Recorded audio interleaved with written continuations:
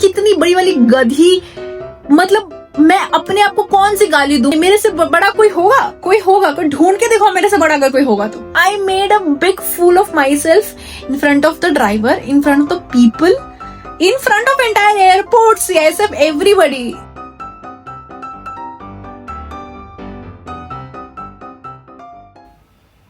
एक तो आधे से अधिक मेरा जो दिमाग है ना वो मास्टर शेफ देख देख के खराब हो गया है। इसे देख के मुझे ऐसा लग रहा है कि मैं कुछ भी बना सकती हूँ। फालतू के नए नए डिशेस ट्राई करने का दिमाग में आता है, जो कि बनने वाला तो बिल्कुल भी नहीं है। ये देखो, ये जो कल मैंने पैनकेक ट्राई किया था, ये बिल्कुल आज रोटी की तरह बना है, रोटी। बट ठीक है, टेस्ट इज गुड, तो मुझे अच्छा लग रहा है। प्लस ये कल वाला जो क्या बोलते हैं इसको, भूल गई, कटलेट जो था, वो आज मैं थोड़ा सा हीट करके खा रही हूँ। 2 बज गए थे, I am trying to finish it. ये सब सिर्फ मास्टर शेफ देख के हुआ। मुझे पता नहीं ऐसा क्यों लगने लगा है कि मैं तो भाई इसको देख के जो मैं बनाने वाली हूँ, जो नए नए सॉसेस ये लोग बना रहे हैं, मीन मोली सॉस और क्या क्या केरला का और कौन कौन से, I don't even remember the name. मैं लिख के रखी हूँ कि मैं ये सीखूंगी। समझ रहे हो मतलब मैं कहां से कहां पहुंच गई हूँ ये देख देख के। Hi everyone, welcome and welcome back to my channel. This is Pranjali again. तो आज है नवरात्रि का दूसरा दिन और अभी मुझे आरती वारती करना सब कुछ बाकी है। शाम हो गया है, मुझे भी आरती करनी है, तो मैं भी थोड़ी देर से जाके करूंगी। बट उससे पहले मैंने सोचा एटलीस्ट व्लॉग तो स्टार्ट कर दे। पूरे दिन मैं बैठ के कुछ कुछ कर ही रही थी। आज भी कुछ भी नहीं हो पाया, पता नहीं, ऐसा लग रहा है कि मैं घर पे हूँ तो किसी काम की नहीं हूँ। आज भी मैं लिटरली कुछ भी नहीं कर पाई।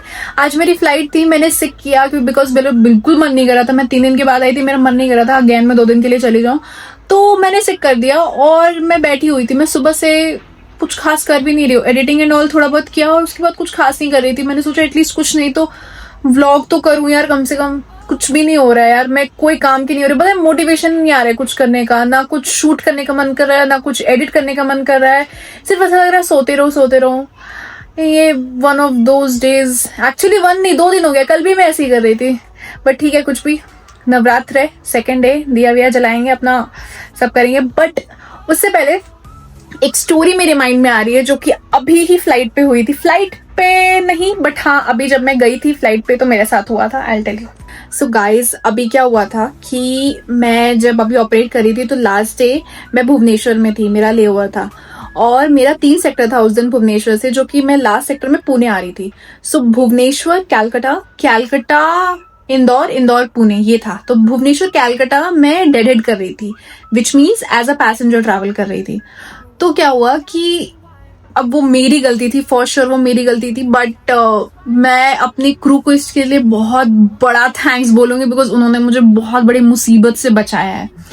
सो जब मैं भुवनेश्वर कैलकाटा डेड करने वाली थी, मतलब जब मेरा टाइमिंग था, तो अकॉर्डिंग टू द टाइम 4:10 का डिपार्चर था। एक्चुअली 4:20 का डिपार्चर था, 10 मिनट्स प्रायर होके 4:10 हो चुका था, आफ्टरनून, इवनिंग, ओके।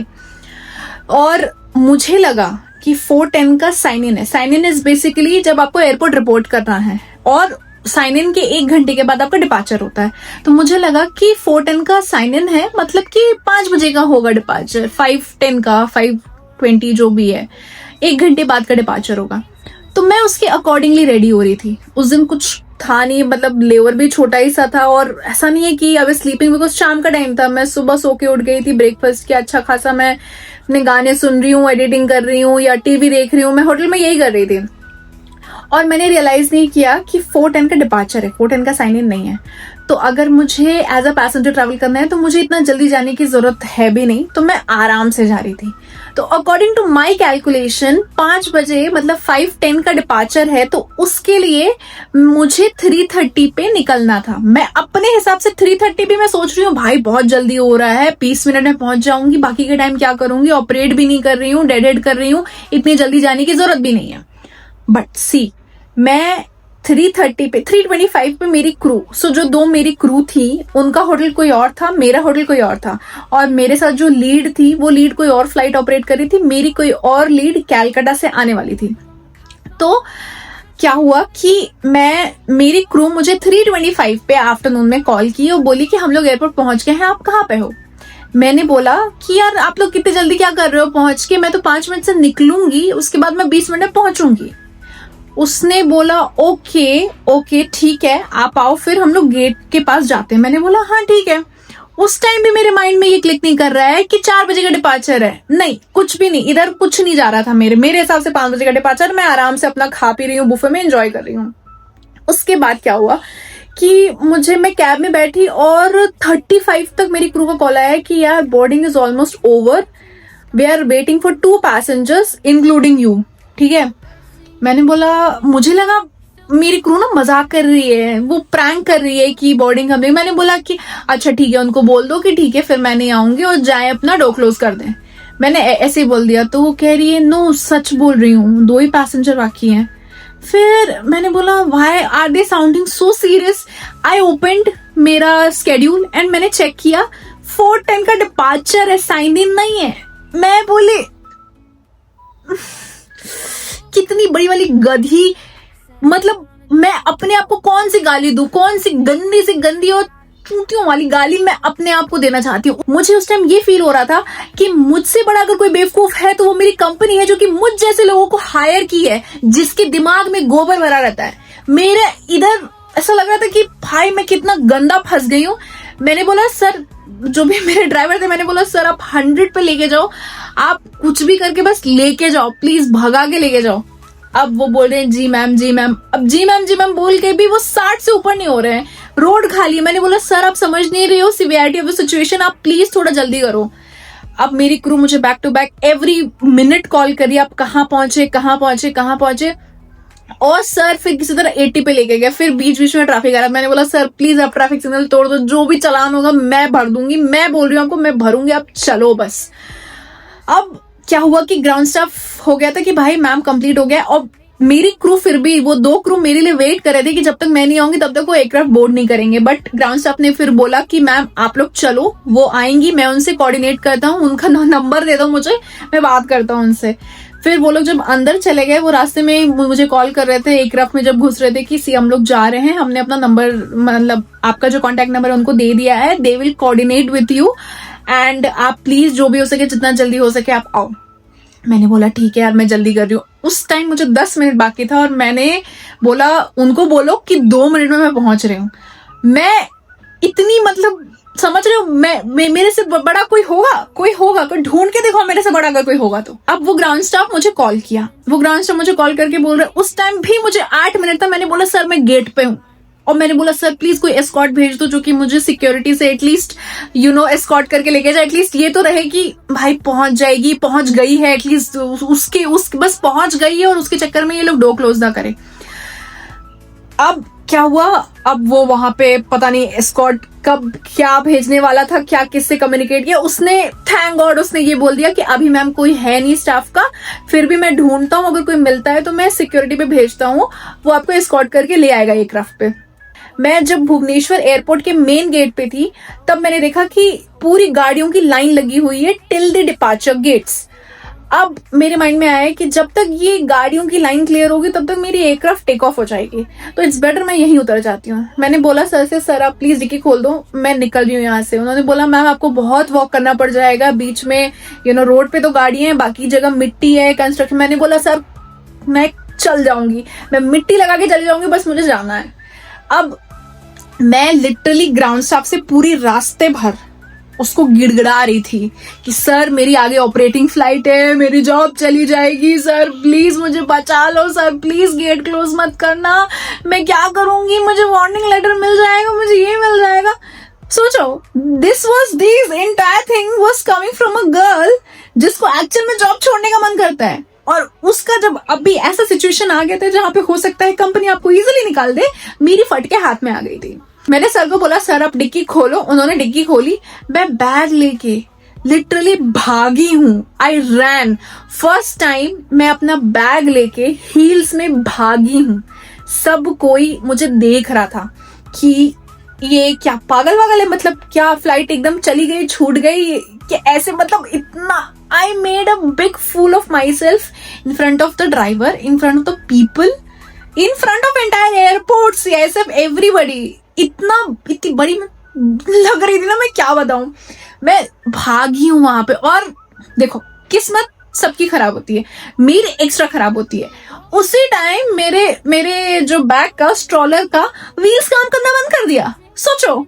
और मैं उसको ड्रैग कर रही थी, मैं खींच रही थी, बिल्कुल घस घस की आवाज आ रही थी। सबको समझ में आ रहा है कि भाई इसके साथ कुछ तो बुरा हुआ, या तो मतलब क्या इसको ठीक है जाने दो। मतलब मैं इतनी ज्यादा अर्जेंसी में थी कि लोग मेरे लिए जगह बनाने लगे कि ओके ओके कोई बात नहीं, मैं मैम को जाने दो, मैम को जाने दो। ये सिचुएशन आ गई थी। अब मैं सीएसएफ के पास पहुंची, मैं बिल्कुल I was just painting like this. मैं वो बोले मैम इट्स ओके मैम, आप बस बैग रखिए। अब मैं जैसे बैग रखी, मैं गई, मेरा सिक्योरिटी हुआ, तब तक वो एस्कॉर्ट आ गया था। अब एस्कॉर्ट आ गया, एस्कॉर्ट बोला मैम आप अपना बैग छोड़िए, आप बस आइए, मैं बैग लेके भाग रहा हूँ।